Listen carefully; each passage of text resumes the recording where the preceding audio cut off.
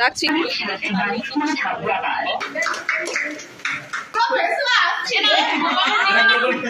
5, 4, 3, 2, 1. ঠিক আছে, রাখছি।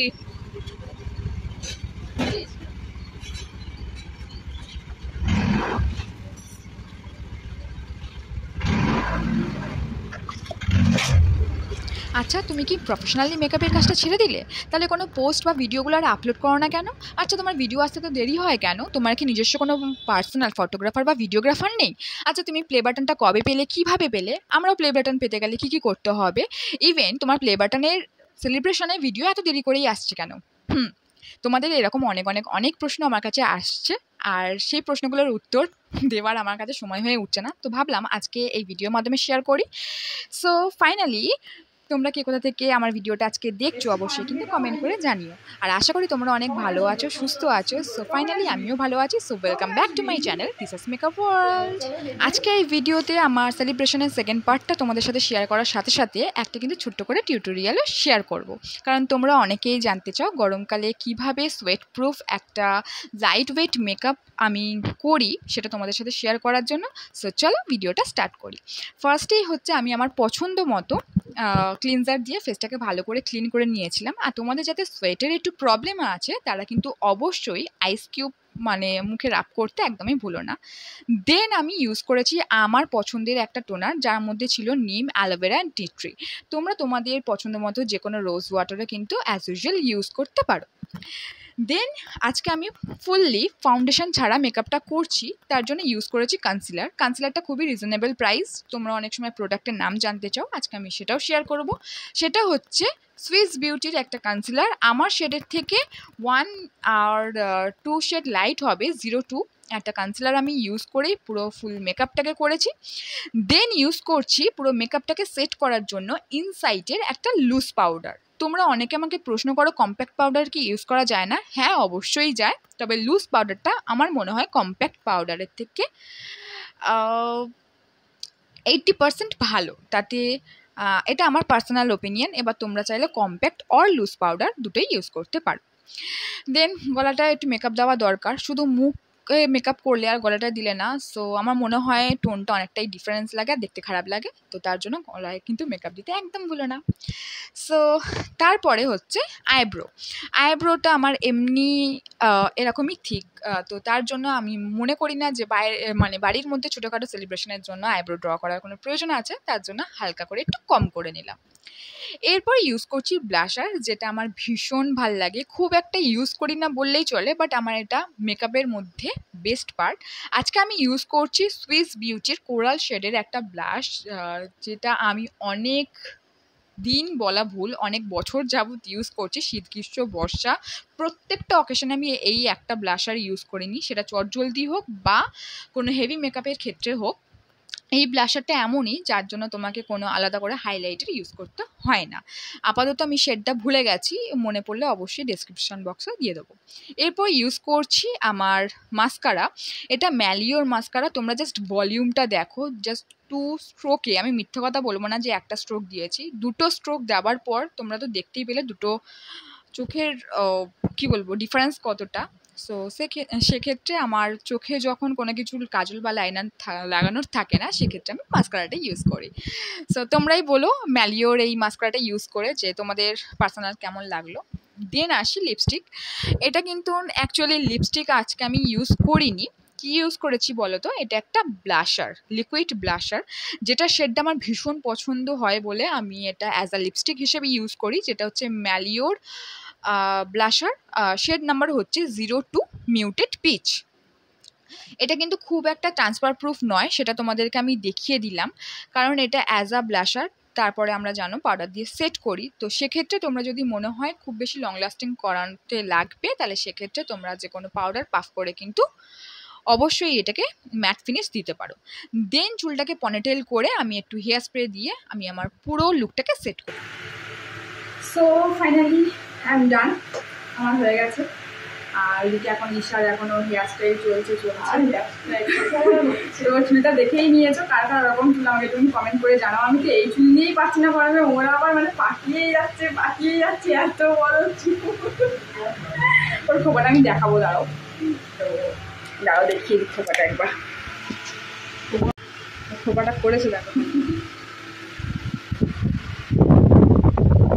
প্রয়াগরাজ চলে যেতে পারছে। আমি ওকে বলছি তুই একটু প্রয়াগরাজ। ফাইনালি আমি ডান, ঈশাও ডান। এবার আমাদের গন্তব্যস্থল কেকের দোকান। তো চলো, যাওয়ার সময় আবার দেখা হচ্ছে। বাবা মারতে কি না যাবে পুরো।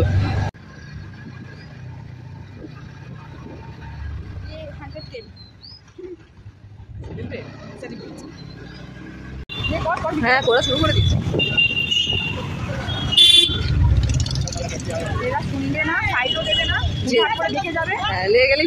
জানো তো এই ফার্স্ট টাইম বোধহয় আমি স্কুটি চালানোর সময় স্কুটি আর রাস্তা বাদে ক্যামেরার দিকে তাকালাম।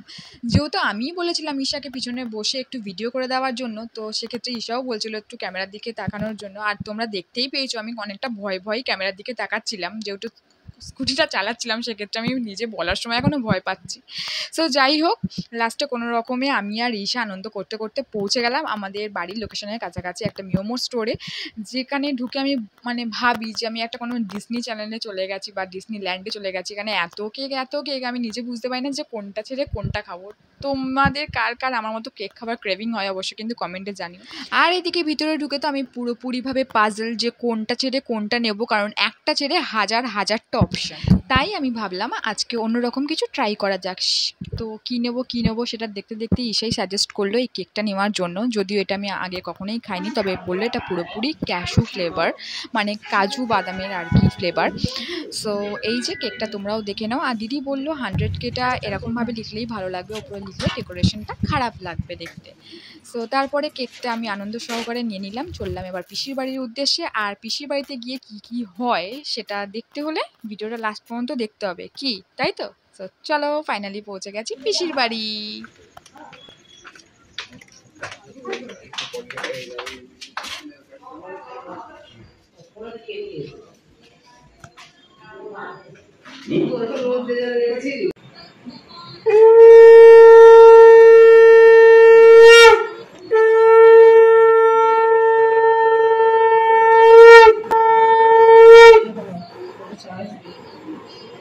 আছে এই তো এই সাইডে লিখেছে, বলছে ওপরটা দিলে ডেকোরেশনটা নষ্ট হয়ে যাবে, তাই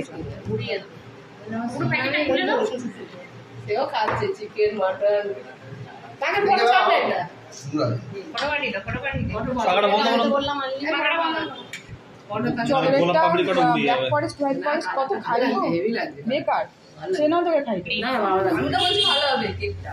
এই বাড়িতে এসে দেখলাম যে পিসি সন্ধে দিচ্ছে, তাই আমিও একটু সন্ধে দেখিয়ে গোপুদাদার সাথে দেখা করে এলাম। তার সাথে তোমাদের সাথেও শেয়ার করলাম গোপুদাদাকে। আর এবারে কেকটার ডেকোরেশনের কাজ চলছে, আর ডেকোরেশন করছে জামাইবাবুরাই, মানে ওই স্পার্কেল আর ট্যাগটা লাগানো আর কি।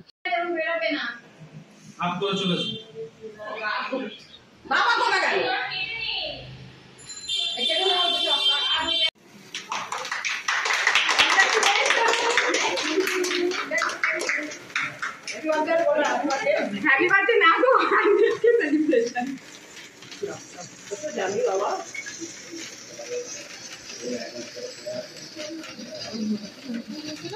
Happy 100K. আমি নিজেই বলি আমার। 100K. 100K.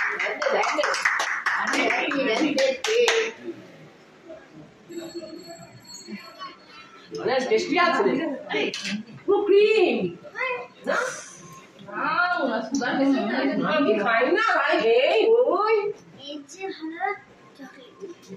হ্যাঁ সেটা ঠিক আমার মানে দেখা হয় যেটা তো এই তোর এই যে ওটা ঠিক আছে। তুমি ভালো শুটিং শিখেছো তো? সেটাই খেয়েছি। কোন মন দিচ্ছে ওই হচ্ছে এটা সব রেখে দে। কি এসিয়ার করে দিয়ে তো পেছি মুখে না দিয়ে মুখে রেখে দে। এটা খুব আরে বাপ পিসাকে দিদি তারপর আমাকে দিবি। পিসাকে দিদি তারপর আমাকে দিবি। না খাইয়ে দিও খাইয়ে দিও আরে খাওয়াটা দিয়ে নে, খাওয়াটা খাইয়ে দিও এটা এগলেস, আমি বলছি এগলেস, এটা এগলেস এগলেস। এই চোখে পড়েছে যেমন সুন্দর ফেস ওয়াশ করে ফেস ওয়াশ ওই কোমাচ্ছে দাঁড়াও এই চিকেনটা মজি টেক এই চোখে পাটা দাও খুব সুন্দর বড় দূরে কি সব রে এখন ওরা উড়ে যাবে এটা লাগে বলতো আগার দামালো ফেসিয়া এই আমার কথা তুলে ঘুরে রাখ। এই কেকটা এরা নষ্ট করার জন্য নিয়ে আসছো নাকি 400 টাকা দিয়ে? ফেস ওয়াশ আমি দাঁড়া দাঁড়া নড়ানড়ি করি কি অবস্থা, আমি কেন সাজতে গেলাম আর কেন এবার এরকম হবে, কোনো মানে হয়? পেয়েছো কেমন তাহলে চপড়ে আর এদিকে আমার মুখের অবস্থা তো একদমই বেহাল, তোমরা দেখতেই পাচ্ছ, নতুন করে বলার আর কিছুই নেই। তবে হাত মুখ ধোয়ার সময় আমি এটাই ভাবছিলাম যে কি করতে আজকে আমি মেকআপটা করতে গেলাম। এটা যতবার ভাবছি ততবার নিজের তো হাসি পাচ্ছেই, উল্টে কেউ আমাকে রাগাতে একটুও ছাড়ছে না। তো যাই হোক, তবে তোমরা এই চিপচিপে গরমে খুব মিনিমাল কয়েকটা প্রোডাক্ট দিয়ে কিভাবে লাইট ওয়েট একটা মেকআপ ক্রিয়েট করা যায় সেই বিষয়ে টিউটোরিয়াল আমার কাছে অনেকদিন আগেই চেয়েছো, মানে আমি কিভাবে মেকআপ করি সেই সংক্রান্ত টিউটোরিয়াল চেয়েছো। তাই ভাবলাম আজকে ঘরোয়া একটা অনুষ্ঠানে যখন আমি মেকআপ করছি তাহলে সেই টিউটোরিয়ালটা তোমাদের সাথে শেয়ার করা যাক। আর তার সাথে সাথে যতটা পেরেছি মিনিমাল মেকআপ প্রোডাক্টের সাথে সাথে খুব লাইট ওয়েট মেকআপ তো দেখিয়েছি, আবার তোমাদের কিন্তু প্রোডাক্ট নলেজ দিয়েছি খুবই রিজনেবল প্রাইসের মধ্যে, কি তাই তো? তাই লাস্ট পর্যন্ত তোমাদের ভিডিওটা কেমন লাগলো অবশ্যই কিন্তু জানিও। আর হ্যাঁ জানি, আমি উইথ মেকআপে আমাকে অনেক রকম ভালো খারাপ মন্তব্য তো শুনতেই হয়, উইথআউট মেকআপও আজকে আমাকে দেখে নাও, আমি জানি অনেক রকম ভালো খারাপ মন্তব্য আমার কাছে আসবে, but I am waiting for that. আমি ঈশাকে তখনই বললাম মেকআপ ছাড়া খেতে পেয়েছি, মেকআপ করলে বিশ্ব সুন্দরী আমরা, কি বল? এটাই হচ্ছে বাঙালি মেয়েদের ট্যালেন্ট, বিশেষ করে বাঙালি ব্লগারদের ট্যালেন্ট, বাঙালি মেকআপ আর্টিস্টদের ট্যালেন্ট। চলে এসছে আমাদের মধ্যে মানুষ,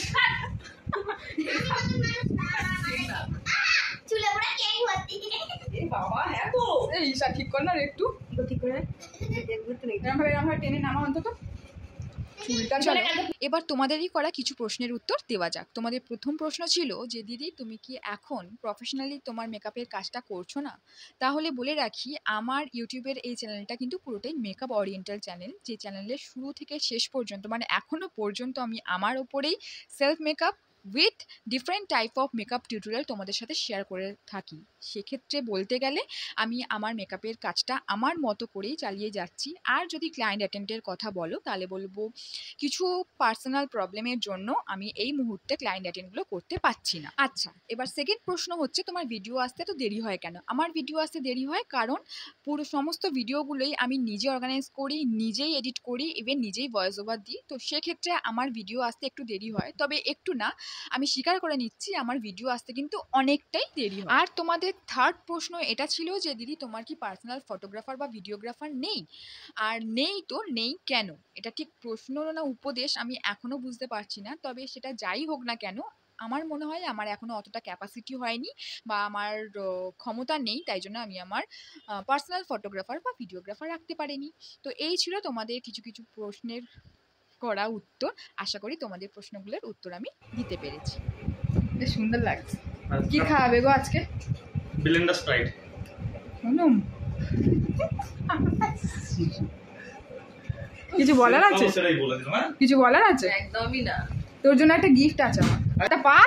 দাদাকে ফোন করলাম, দাদা সকালে করলাম, দেখাবি না ঠিক আছে? হ্যাঁ, এমন করে বলে গেল ওইটাই দিয়ে। এরা জান হয় তাই সাইড দিয়ে বলেই যাচ্ছে। মেয়েদের জন্য এটা। তুমি খুশি হয়েছো? আমি যেটা চাইলাম সেটা কিন্তু দিল না। তুমি খুশি হয়েছো কি? একদম খুব খুশি আমি। কোনটা আনবো বল? এই সাইডে আছে। ঠিক আছে আনবো, আমি আনবো, কি কালার করবি?